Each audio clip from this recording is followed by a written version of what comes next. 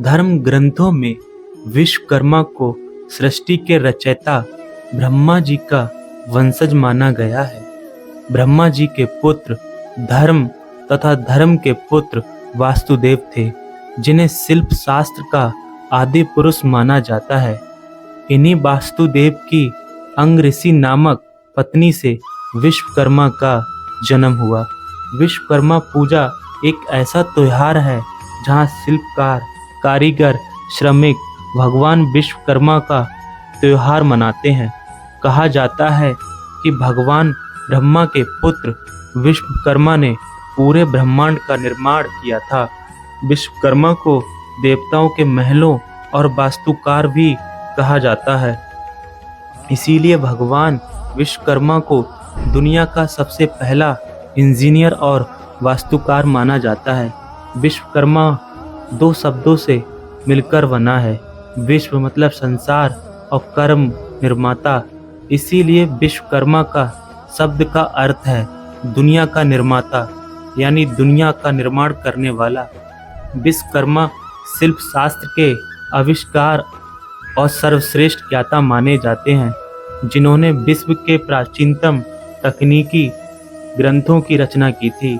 इन ग्रंथों में न केवल भवन, वास्तुविद्या, रथ आदि वाहनों के निर्माण, बल्कि विभिन्न रत्नों के प्रभाव व उपयोग आदि का भी विवरण है।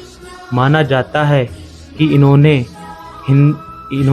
देवताओं के विमानों की रचना की थी। भगवान विश्वकर्मा की उत्पत्ति ऋग्वेद में हुई है, जिसमें उन्हें ब्रह्मांड के निर्माता के रूप में वर्णित किया गया है। भगवान विश्वकर्मा ने भव्य और सुरक्षित महलों के साथ देवताओं के उड़ने वाले रथों का निर्माण भी किया है। भगवान विश्वकर्मा ने भव्य और सुरक्षित महलों के साथ देवताओं के उड़ने वाले रथों का निर्माण किया है। कहा जाता है भगवान विश्वकर्मा ने वज्र का निर्माण किया था, जो भगवान इंद्र का हथियार है।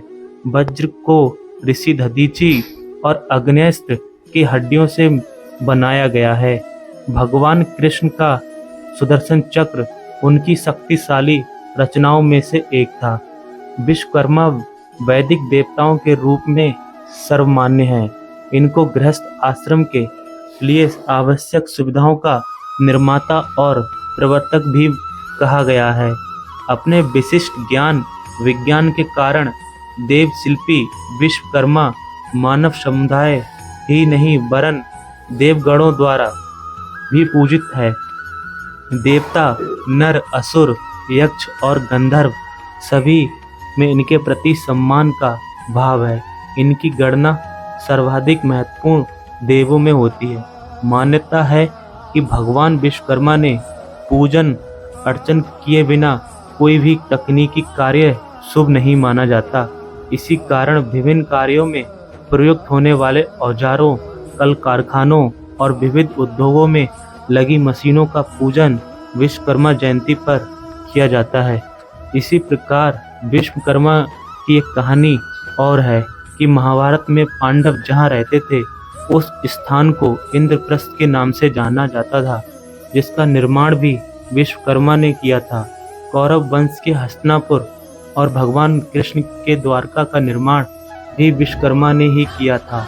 सतयुग का स्वर्गलोक, त्रेता युग की लंका और द्वापर की द्वारका और कलयुग के हस्तिनापुर आदि के रचयिता विश्वकर्मा जी की पूजा अत्यंत शुभकारी है। सृष्टि के प्रथम सूत्रधार, शिल्पकार और विश्व के पहले तकनीकी ग्रंथ के रचयिता भगवान विश्वकर्मा ने देवताओं की रक्षा के लिए अस्त्र शस्त्र का निर्माण किया था। हनुमान की गदा और कुबेर का पुष्पक विमान विश्वकर्मा ने ही प्रदान किए थे। सीता स्वयंवर में जिस धनुष को श्री राम ने तोड़ा था, वह भी विश्वकर्मा के हाथों बना था। जिस रथ पर निर्भर रहकर श्रेष्ठ धनुर्धर अर्जुन संसार को भस्म करने की शक्ति रखते थे, उसके निर्माता विश्वकर्मा ही थे।